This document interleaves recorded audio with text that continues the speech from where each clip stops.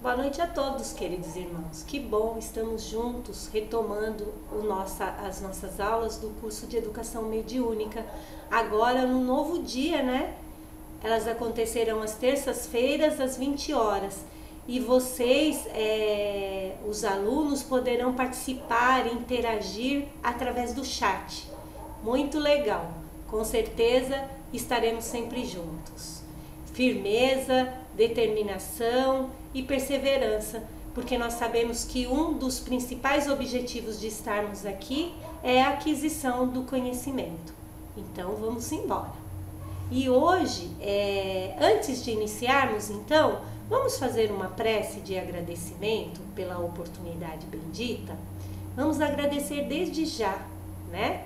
Então, vamos fechar os nossos olhos e elevar os nossos pensamentos até o nosso Pai Maior, agradecendo a Ele pela oportunidade bendita de estarmos juntos.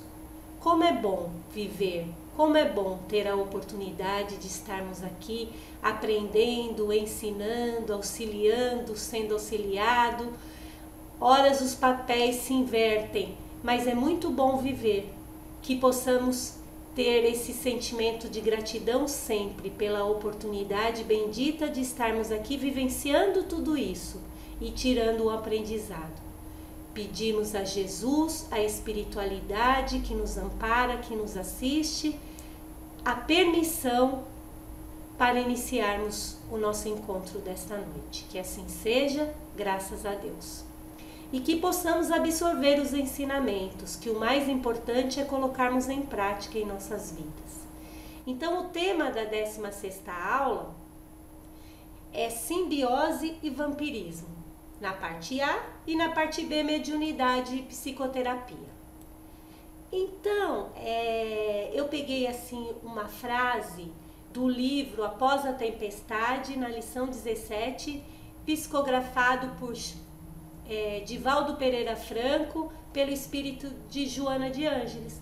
Então, nós sabemos que Joana de Ângeles, ela é esse espírito, é a nossa psicóloga espiritual, né? Ela trata dos problemas da nossa mente, dos distúrbios psicológicos, emocionais.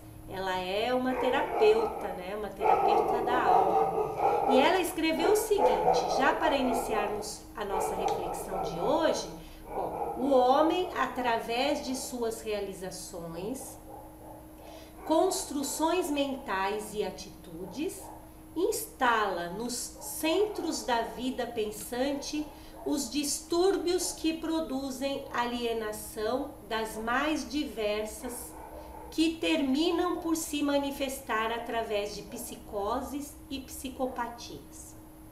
Então, qual foi a mensagem que ela trouxe para nós aqui? É que nós, os homens, através das nossas encarnações, das nossas realizações, das nossas construções mentais, porque sabemos que somos responsáveis por tudo, porque cada ação gera uma reação, só para a gente dar uma recordadinha. Então, a gente acaba, né, instalando no nosso centro de vida pensante, no psíquico, na mente, os distúrbios que produzem diversas alienações, que acabam se manifestando por psicoses e psicopatias. Psicopatia é aquela aversão, é o antissocial, são atitudes que geram esse comportamento diferente, né?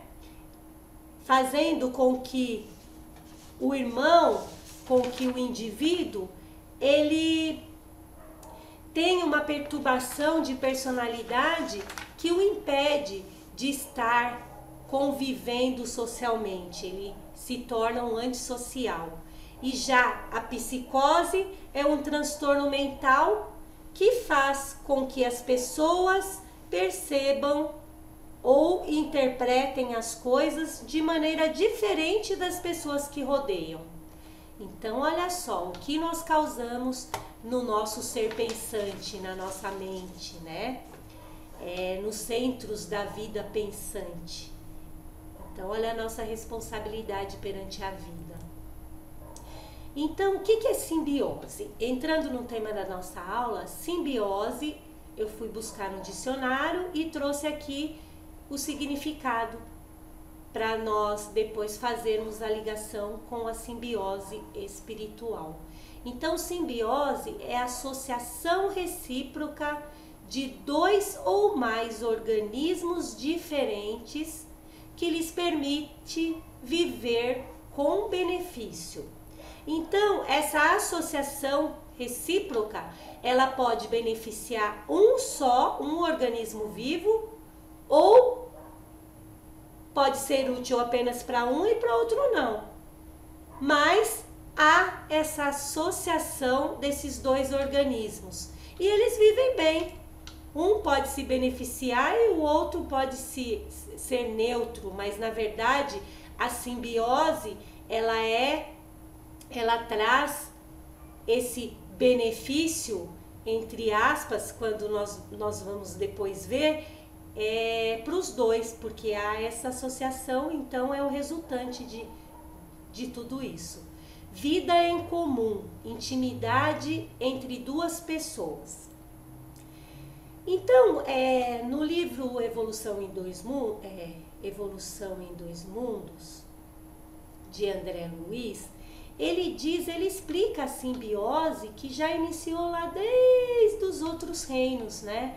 Do reino vegetal, do reino animal, que passou para nós, né? Para o reino hominal, onde existem simbioses e perfeita associação de seres vivos que convivem de forma harmoniosa, um suprindo a necessidade do outro. Então aqui eu peguei o exemplo da orquídea, né? A orquídea, ela vive em rochas, em tronco de árvores, e não tem como ela extrair a matéria orgânica da árvore. Então o fungo faz esse trabalho de extração dessa matéria orgânica para que ela possa fazer uso dos minerais, dos sais minerais, e ela, com a fotossíntese, devolve a água ao fungo. Então, olha que interessante, né? Eles vivem nesse circuito de associação, um ajudando o outro na vida e um pegando do outro o que ele tem de melhor. Mas existe também algumas espécies de cogumelo que se juntam às raízes da orquídea, que é uma raiz porosa, que ela consegue absorver, né, esses nutrientes. Esse cogumelo, ele se desenvolve e vai atrofiando a planta, vai deformando até levar à morte. Então existem também processos que não são muito felizes, né? Aqui também eu trouxe essa foto onde a alga, ela convive muito bem com os fungos, né? Animaizinhos aqui, que quando a gente ouve falar em cupim, a gente logo imagina ele furando as madeiras, né? Comendo as nossas madeiras. E na verdade, o cupim não come a madeira. Ele engole a madeira e ele precisa do auxílio das bactérias que vivem no organismo do cupim e ele depende delas, porque são elas que fazem essa função de triturar essa madeira para ele. E quando a gente coloca um veneninho para matar o cupinzinho, não é o cupim que a gente mata, na verdade são as bactérias. E as bactérias deixam, na verdade, de triturar, de alimentar o cupim. E ele acaba morrendo com a barriga cheia, né? Porque as bactérias morreram, então ele não tem quem ofereça aquele alimento para ele. E aqui, esse desenho do intestino, que mostra também, nós já sabemos que existem inúmeras bactérias que sobrevivem muito bem dentro do nosso organismo, tanto o nosso quanto dos animais. E eles fazem um trabalho harmonioso lá dentro. E quando existem outras bactérias também, e quando elas adentram, daí causam prejuízo. Então a gente, muitas vezes o ser humano, o homem, ele sobrevive com essas bactérias assim nessa simbiose tranquila. E agora vamos entrar aqui com uma questão. O que é simbiose espiritual? Então, o que é simbiose espiritual? Se lá eu mostrei a simbiose das plantas, dos animais, do homem, o que é espiritual? É a simbiose, é o processo pelo qual dois seres se associam. Esses dois seres, um é encarnado e o outro é desencarnado. E o desencarnado, ele se aglutina aos hábitos dos encarnados, dos vivos, partilhando-lhe a existência e absorvendo-lhes parcialmente a vitalidade de que se sustentam.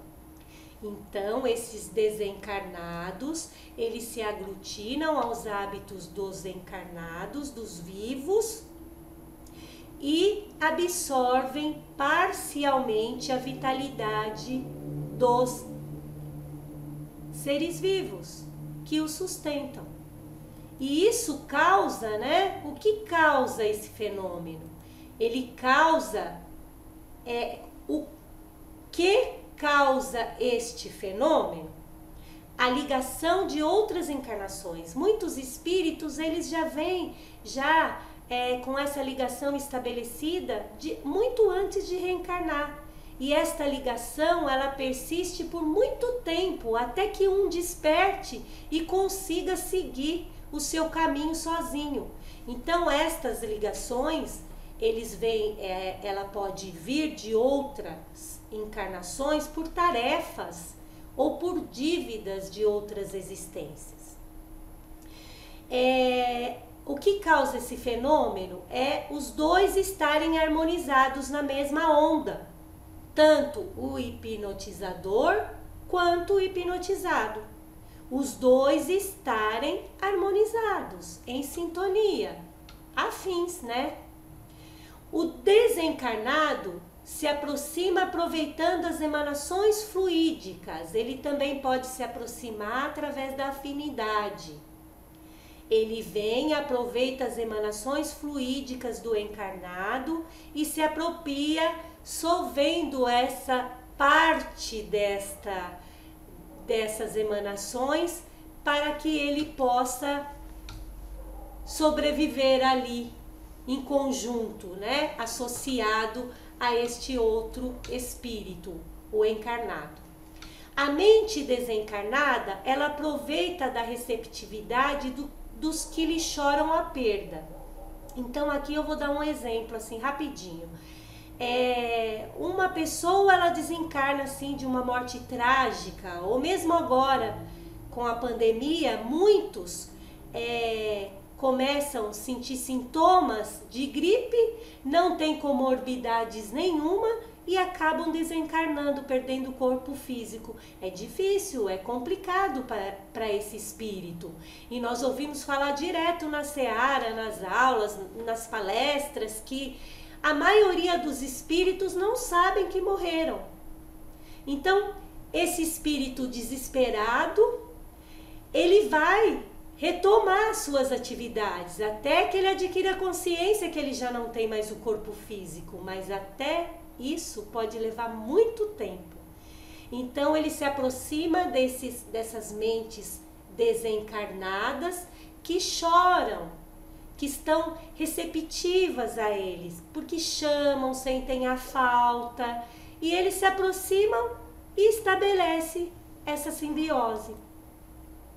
E pode acontecer também ao contrário, porque essa simbiose, ela vai usando a energia vital do espírito encarnado, e ele vai sentindo muitas vezes, né, fraco, enfraquecido, ou então o peso dessas energias deletérias, uma irritação, um desânimo, todas essas causas que vão deixando o espírito enfraquecido para continuar a sua caminhada aqui.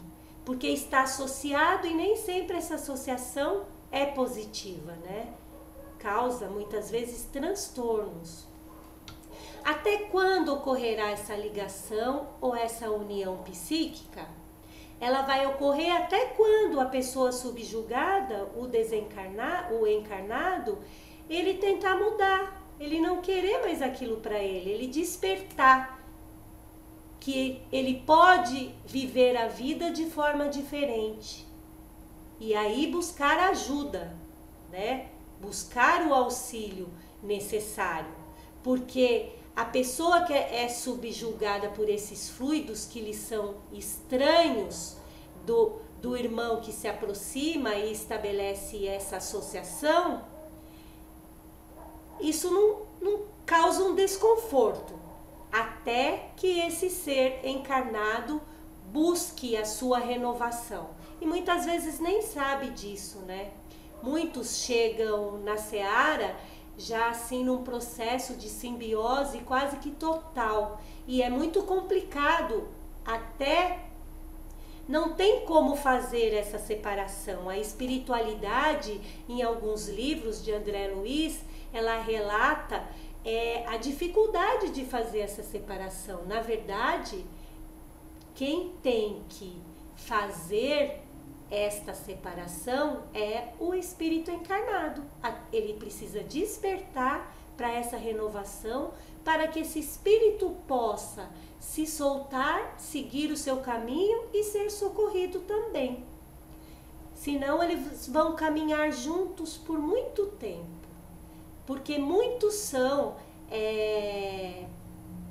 as causas desta ligação. E as causas são individuais, não tem como relativizar, não tem como falar é por isso, é por isso, é por isso. Cada espírito se associa ao outro por uma determinada situação. Então, como conseguiremos a nossa renovação? Aqui, olhando essa fotinho, orando, vigiando os pensamentos. Ficar atento ao tipo de pensamento que nós estamos alimentando. Quais as ondas que nós estamos vibrando, que tipo de frequência, na frequência alta, mais desmaterializada, ou na frequência mais baixa. Então, porque é isso que vai estabelecer. Quanto melhor a frequência, as ondas mais finas, mais altas, melhor a sintonia. Vamos se afinizar com espíritos melhores. E aqueles que vêm muitas vezes se associar a nós por querer muitas vezes cobrar algo que ficou lá para trás, mal resolvido, vendo a nossa melhora, vendo a nossa vigilância, ele não consegue nos atingir. E uma outra forma é através do estudo. Estudar sempre, sempre estudar. Estudar os ensinamentos doutrinários, ter conhecimento de todas as ciências, ter o conhecimento de nós mesmos, olhar para dentro de nós, buscar nos conhecermos, buscar sobre as diferentes culturas, ter conhecimento. Usar o nosso tempo para estudar, buscar o conhecimento. Aqui nós vemos Jesus pregando, né, aos seus discípulos. E nós somos os seus discípulos e sabemos que ele deixou o seu evangelho para nós. Mas não basta só sabermos o evangelho de ponta a ponta e não colocarmos em prática. Nosso principal objetivo é praticarmos o evangelho de Jesus. Porque a fé sem obras, ela é morta.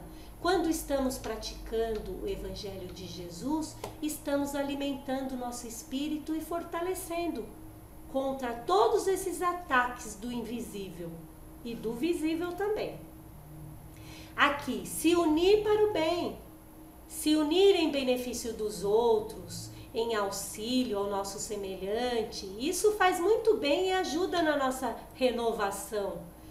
a aquisição de virtudes, inúmeras virtudes que nós precisamos ainda fortalecer, porque temos um pouquinho de cada uma, umas mais, outras menos, mas a disciplina é muito importante para que consigamos tudo isso daqui, olha.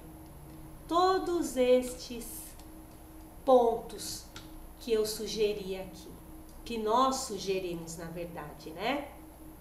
Então, a oração também, porque quando nós nos colocamos em silêncio, porque nós estamos mergulhados no fluido cósmico universal, estamos mergulhados em Deus, nós vibramos em ondas mais altas que vão nos aproximar de espíritos do bem, espíritos que poderão nos socorrer no momento em que estivermos sucumbindo de alguma forma. Então a prece é um recurso assim esplêndido para nós nesse momento. E aqui, todo ser encarnado permanece responsável perante as sintonias que estabelece. Então nós sabemos que somos responsáveis pela sintonia através da afinidade.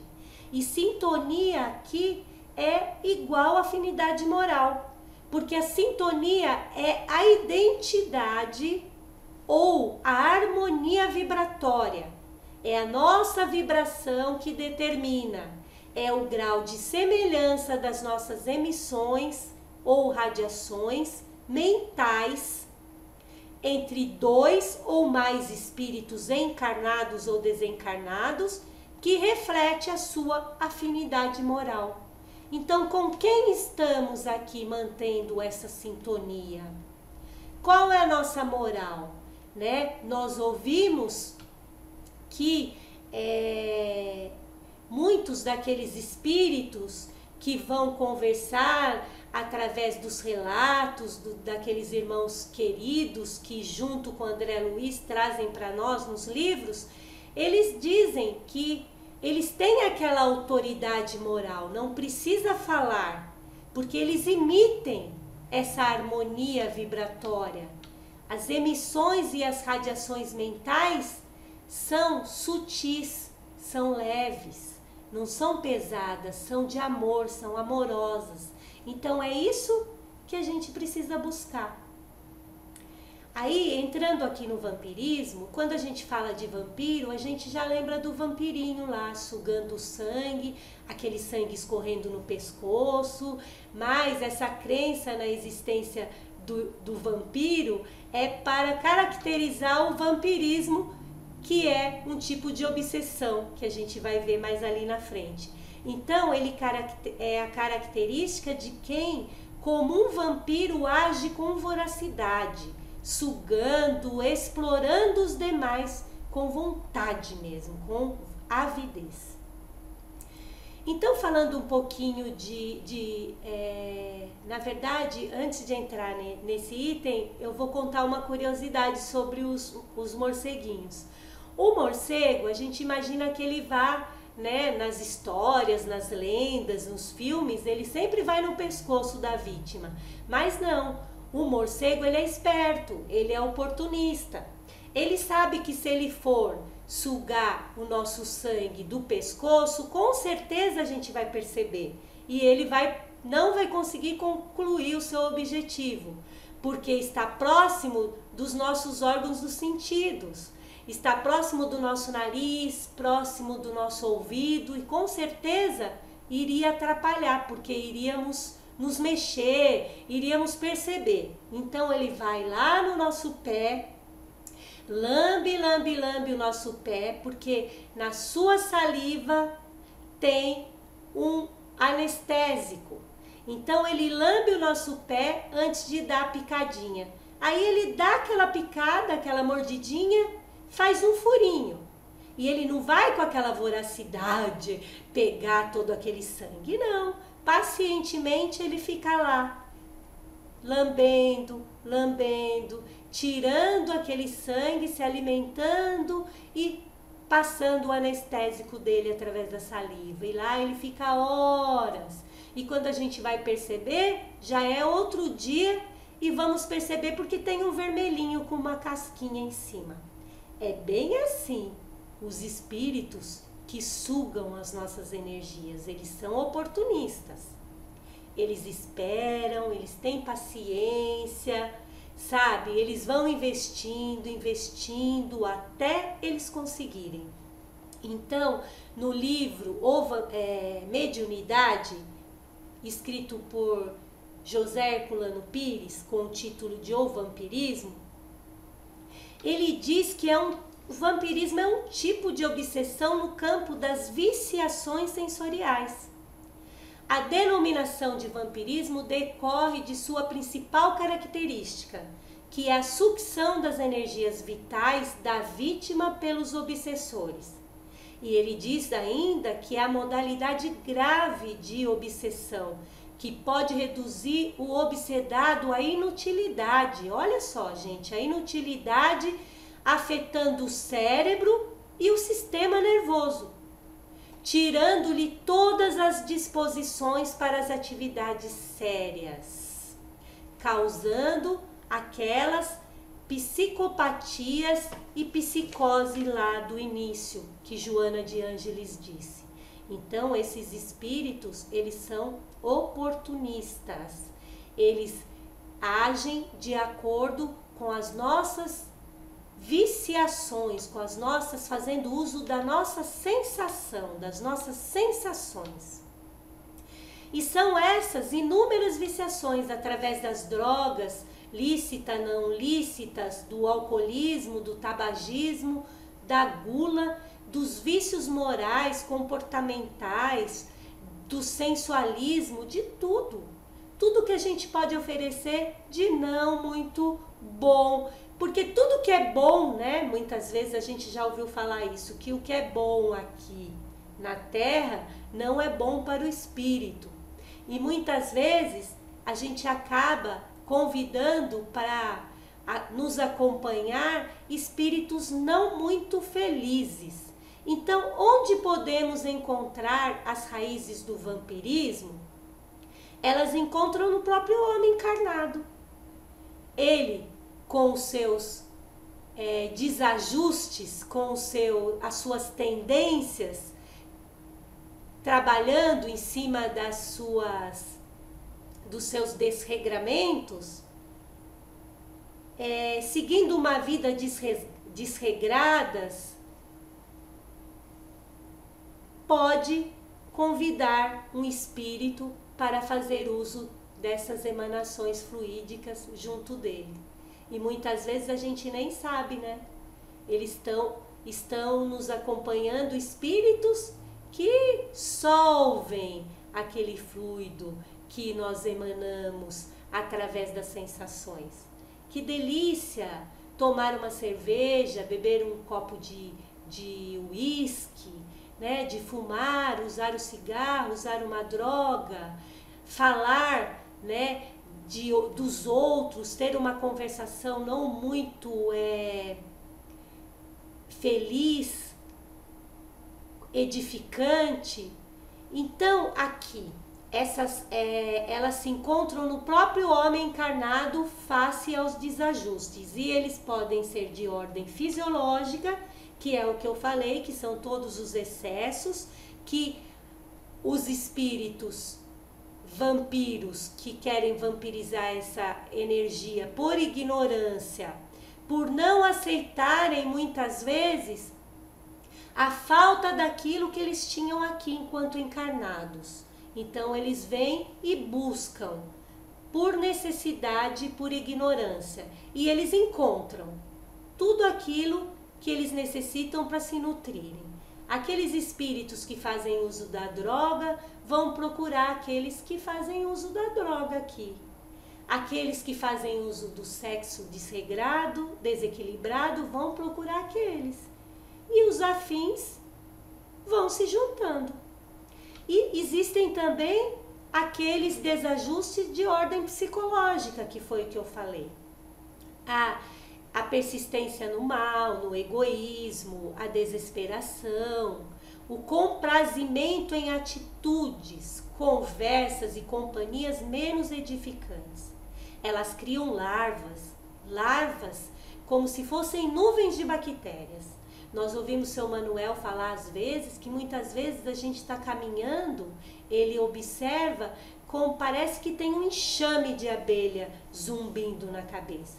É o material que nós estamos fornecendo e vamos atrair de acordo com aquilo que a gente emana, produz. Então,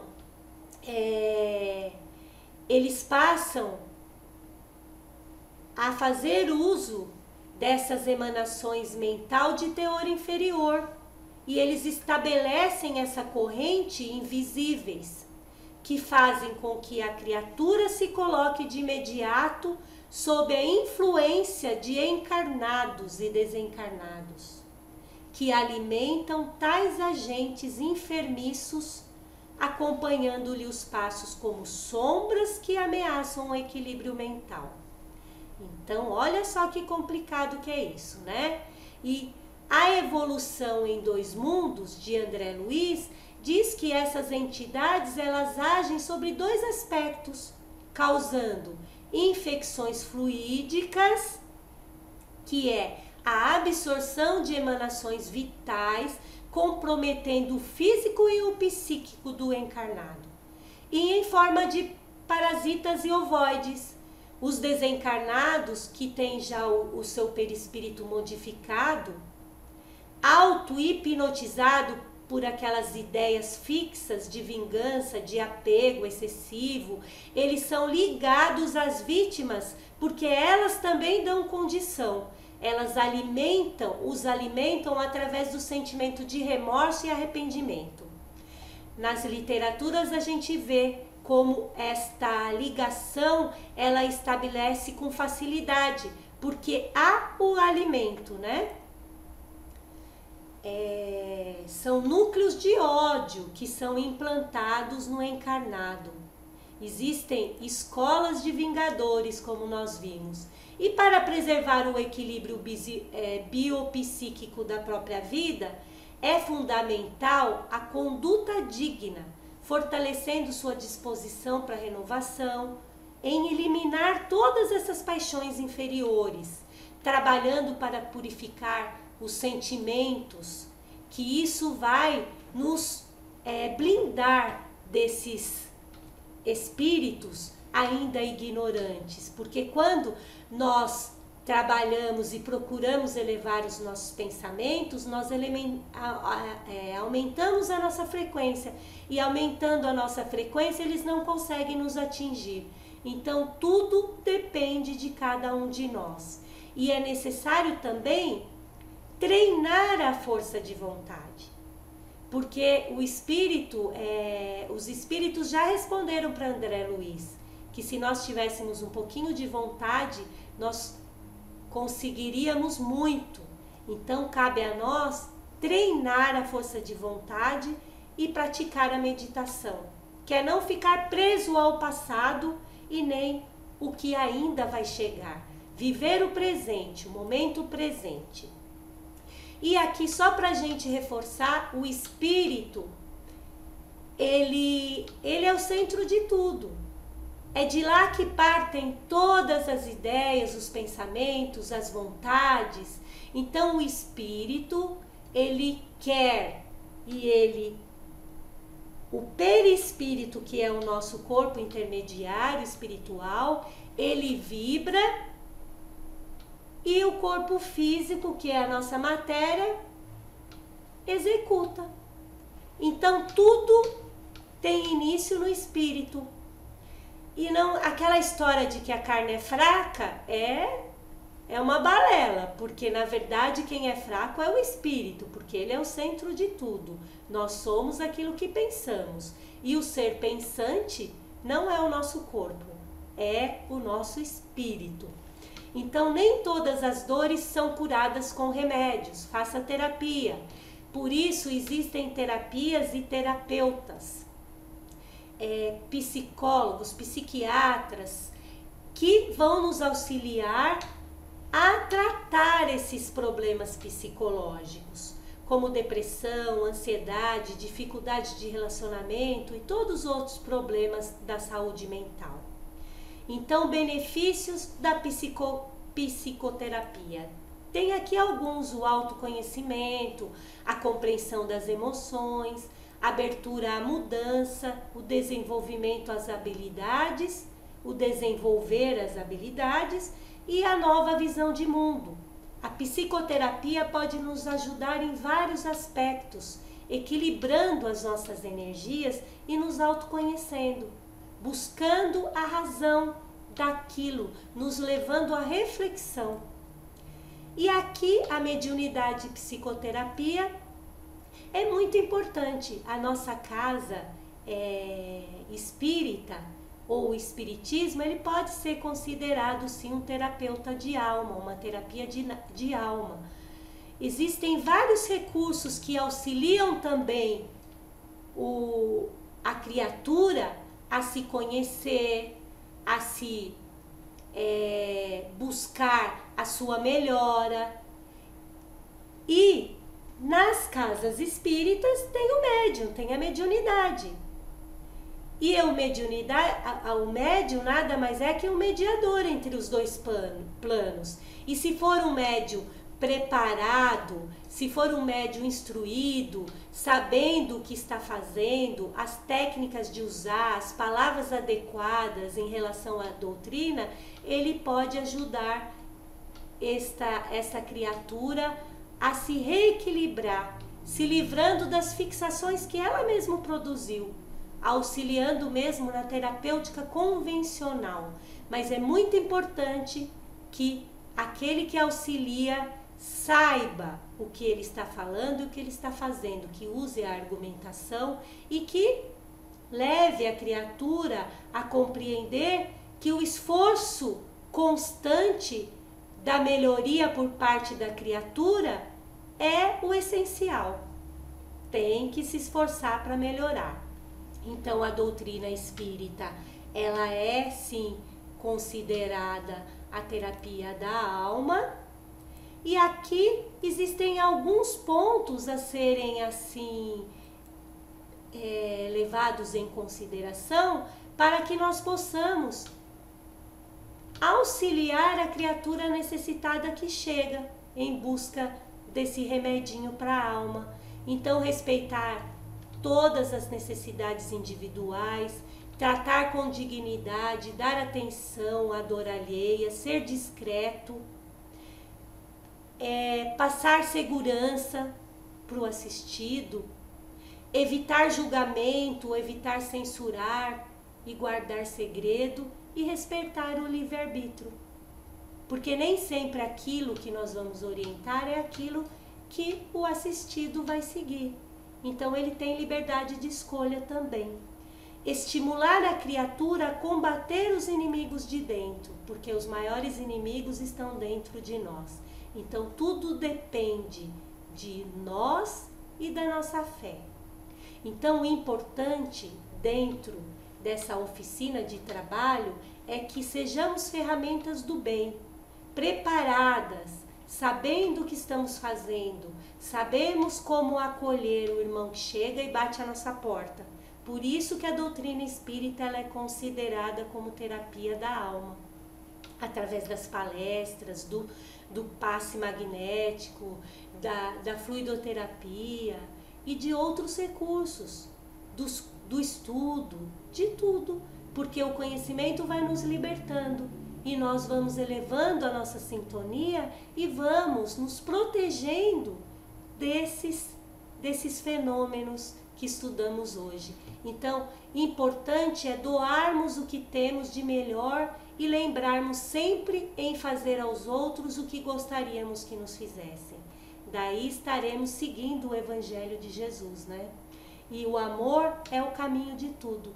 Então, sintam-se abraçados, que possamos pegar o que de melhor foi, a mensagem melhor de hoje da nossa aula, que é olhar para dentro de nós, cuidar da matéria mental que estamos produzindo, Porque assim, se formos bons, se trabalharmos no bem, se cuidarmos, vigiarmos os nossos pensamentos, com certeza estaremos formando uma carapaça de luz, de energia boa e vamos nos sintonizar com espíritos do bem. Muito obrigada pela atenção e até a próxima semana, com a graça de Deus.